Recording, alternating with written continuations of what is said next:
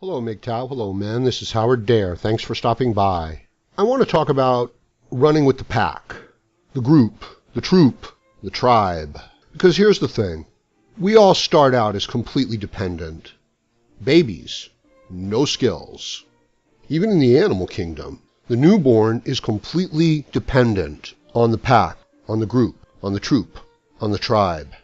Without the help of the parents, without a supportive environment, the newborn is not going to survive. And with the humans, it's not just the initial requirement. It's every day, in every way. The child has to learn. And what the child is learning are the skills to be part of the group and therefore to survive. As a newborn, as a child, as a dependent, in order to survive, they have to be part of the group. And that's what they're learning. The group is life. And so, if the child has a choice between doing something in its own private self-interest or doing something in the group's interest, the child has to weigh the possible outcomes very carefully, because if the group finds out that the child merely took care of themselves, which is their natural instinct, they might be thrown out of the group.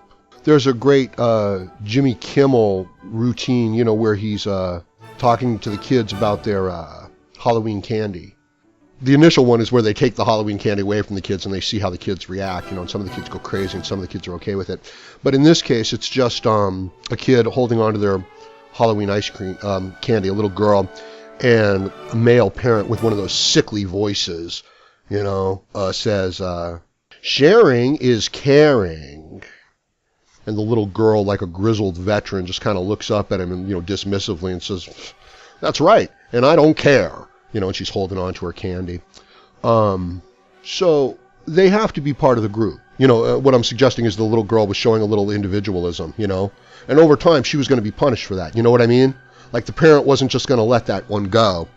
They were going to let it go while it was being recorded and on camera, but over time they were going to teach that little girl, right, that she had to share. And what they're teaching the little child is that they have to deny their own self-interest in favor of the group self-interest. Right? And using this little girl as an example, when she does that, when she says, okay, fine, I'll give you part of my candy because you won't shut up, right? She's rewarded. And until she does that, until she complies with that sickly, disgusting voice of sharing is caring, it just makes me sick to even think of it or say it in that way. Until she complies with that, she's going to be ostracized from the parental group. She's going to be denied the approval. So that's a fine example as to how they have to get along. Now, at a very early age, the requirements to be in the group are changing for the little boy and the little girl, right? The little boy is going to have to hold open the door. He can't be too physical. These are the things that he has to do to be part of the group. He has to deny his own nature. Now, in some ways, that might be a good thing, because the little boy is probably going to be a bully and try to beat people up and just misbehave in many, many ways. So he does certainly have to be taught. I'm not suggesting any sort of unrestrained male aggressiveness. But this idea of this is what's happening. You know what I mean? The individual is being conditioned to deny their own nature, their own needs, their own requirements in order to be part of the group. And then through the group, they're getting their rewards, they're meeting their survival needs. The requirements are different for the little boy and the little girl. Remember, the little boy has to be gentle, he has to act sweet, he has to not be overly aggressive to stay part of the group. And this goes on. As a matter of fact, these qualities, the male qualities, are not part of the group qualities. They're shamed, they're belittled. Strength, independence, confidence, the things that the male needs to be strong, to be fit, to be healthy, to survive.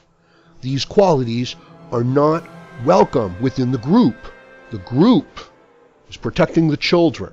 And this is what some of the adults do, right? And these are the adults that talk in that sickly voice.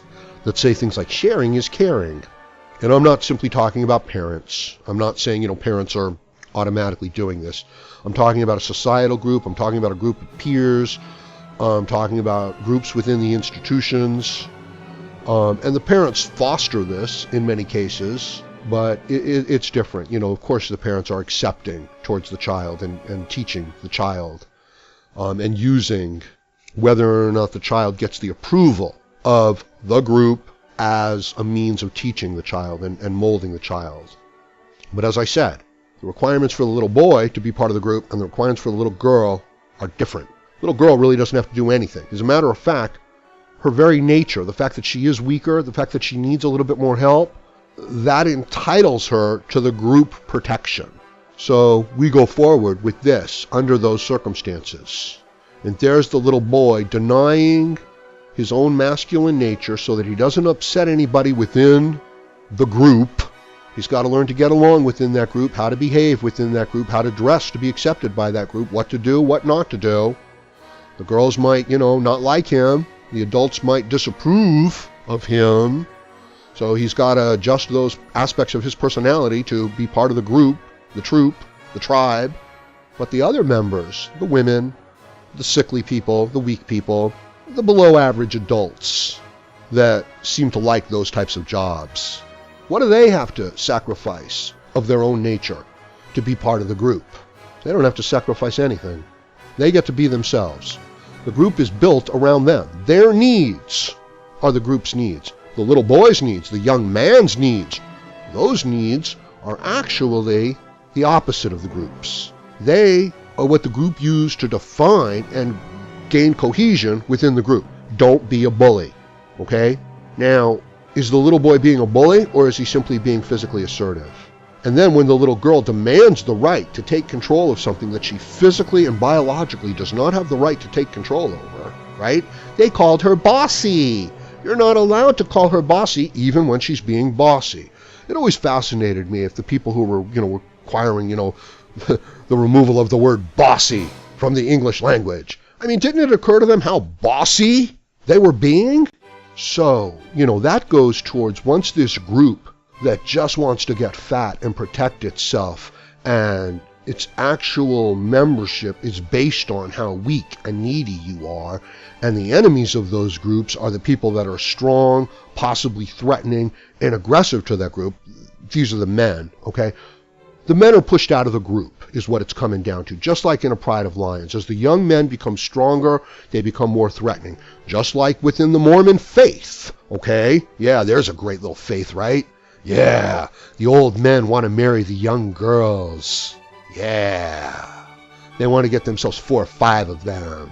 And the young men, their sons, they're like, get out of here, get out of here.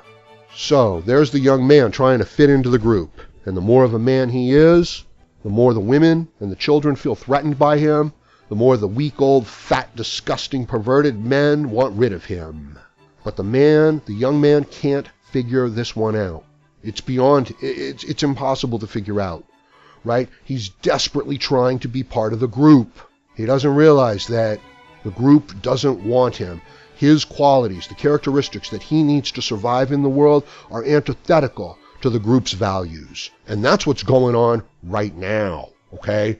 That's why feminists and social justice warriors and leftists and welfare class people, they're screaming bloody murder, right? How dare you be strong? How dare you leave us behind?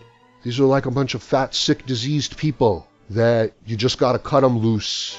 But the man wants to be part of that tribe. That is the tribe of civilization as far as he's concerned. But it's not. No, no, no. You're going to have to be your own alpha. An alpha unto yourself. And don't worry about it, because they've already kicked you out of the group. What are you going to do now? Oh, you don't want to work for yourself? Too bad. You have to work for yourself. You don't want to be your own boss? Too bad. You have to be your own boss now. Oh, you should be safe if you just go along with the group and do what all those other unsuccessful people do. Bullshit. Look at where those people are. Look at how their lives are turning out. Look at their emotional state. And then decide if you want to do what they do. No. Pick yourself some people that are happy, that are successful, that are strong, that have a purpose in life, and say, I want to do what those people do. This has always fascinated me about certain types of people, okay? What's the big deal? You don't have to understand everything in the universe. You don't have to be oh so smart. All you have to do is see somebody else who's doing things that work and start copying them to a degree. That's all you've got to do. You don't have to reinvent the wheel. All you have to do is see some other guy pushing a wheel and say, oh, shit, I can do one of those too. That's always a great, well, I'm not going to go into that right now. It's like, how smart are we, Are we smart enough to invent the wheel, or are we smart enough to just see one really smart guy who did invent the wheel and then copy him? Okay, so we need to be at least smart enough to copy the guy who does the smart thing. That's all I'm saying. And the feminists, the leftists, the socialists, the welfare class, they're not even that smart. Their values are to be part of this group. So if this group somehow becomes disabled, they're done. It's over for them. So that's why they're fighting so hard. In order for a human being to have a life, a human life, and build their own life, they've got to go their own way. And for a man, they don't want you in the group. And the more of a man you are, the less they want you in the group, and the more they demonize your qualities. And yet, the young man is raised to be part of the pack. If he can't make it into the pack, if he doesn't appease the pack, if he doesn't do what they teach him to do, what they tell him to do, they throw him out of the group. And if they throw him out of the group too early, he's done for. He'll not develop. He'll get all confused. But if he stays in the group too long and keeps trying to appease them and do what they want and just be a good man according to, some lazy, dishonest, manipulative people, if he keeps doing that, then he destroys himself and he loses himself as a man. He just becomes like a fat blob. And aren't there, so many of those? And they got to do what the boss says because they can't lose their insurance. No, they better not lose their insurance. They better be part of that group, huh? And it's sickening and it's disgusting. And that's what they're teaching to their young men. Sharing is caring. And it's disgusting. I hate to say it like that, man. I apologize. But I want you to recognize the fucking sickness in it, right? The shamefulness in it. The patheticness of it. Now, for a child, for a weak woman, for a sickly, stupid man, yeah, you bet that's the attitude they have to adopt. But for a man who wants to be productive and be the leader in his own life, come on, you can't even think like that. And if somebody talks to you like that, or another man speaks to you like that, you should smack him in the face. No, don't hit anybody, but you know what I mean. It's insulting to manhood, right? It's insulting to the idea of leadership. Yeah, and these leaders standing up after they've made these horrible mistakes and these horrible tragedies have taken place, and they're saying things like, it's nobody's fault. Bullshit. It's your fault. And if you were a leader, you would represent those qualities and you would say, you know what? I screwed up here. I did a really bad job here. I can't let this be an example to the future. I'm resigning. Maybe somebody else can step in here. I'm going to help them, bring them up to speed, who can, move us in a good direction. I did my best. It wasn't good enough. I'm sorry. As a leader, I'm going to step down, right? That's what a leader does, okay? So in case you're wondering, why do these people resign? That's why they resign. Because when you fail, you say, hey, I did my best. I couldn't do it. I couldn't get it done. I failed. And as a further example of my leadership, I'm going to turn this post over to somebody who I think can succeed at it. Do you see? It's not the selfish action. And it's not walking away in shame either. It's saying, hey, I tried to pull the sword out of the stone. I couldn't do it. Now, go ahead. Give it a try, man. Because we need someone who can do it. So you're raised as a man to be part of the group, to be part of the tribe, to be part of the pack. And as you get older, you get thrown out of the group. You get thrown out of the tribe. And if you don't work your way, and it's for the best, man, because if you don't work your way out of that group and out of that tribe to be your own man, to be your own alpha, you're going to become one of those sickly fat men that needs to hold on to his job so that he can keep his insurance because he's so sick. You won't be one of those men who builds his own business, who builds his own enterprise, who leads others, who sets an example, in all the areas of his life, in his health, in his wealth, in his emotions, in his job, in his relationships, in his leadership. You won't be one of those men. You'll be one of those fat men who's got a lot of stuff. There's too many of those men, and we need more alpha-type MGTOW men. And you know, I wish MGTOW would stop denigrating the idea of the alpha male. Don't belittle the alpha male. Become the alpha male. Because that's what you need to do in this world. You cannot be part of this group. This group is based on welfare. This group is based on inviting refugees into their own borders. And you understand. I mean, it's starting to become clear, isn't it?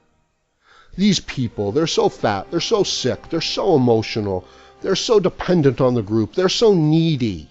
And they see the men from their own cultures and society. They see the strong, independent people turning their backs on them. They see their lives fading into just a trip to the slaughterhouse of an old age home and into the hospitals. And they're looking to the group so desperately. Oh, what pills can I take? Oh, is there some sort of special diet I can be on? And they're looking to the men in their society. We hate you. You didn't do enough for us. Nothing can be done for these people. They destroy themselves. Essentially, they worship death. They worship gluttony. They worship their desires. And they worship being part of a group, manipulating the group so that they can fulfill those desires. And that leads to death. That is not a celebration of life. That is not an affirmation of the things that are good. That is not building things that are good for the future, for your own prosperity. That is being a gluttonous pig and fulfilling yourself, lying to the world around you and to the people around you in order that you may continue to fulfill yourself, and then doing it so much that you become diseased, that a person becomes diseased and dies, while blaming the outside world. So, go your own way from the group. Doesn't even have to be a man thing, does it? No, it sure doesn't. You want to be a healthy, strong human being? Go your own way. Find your own way.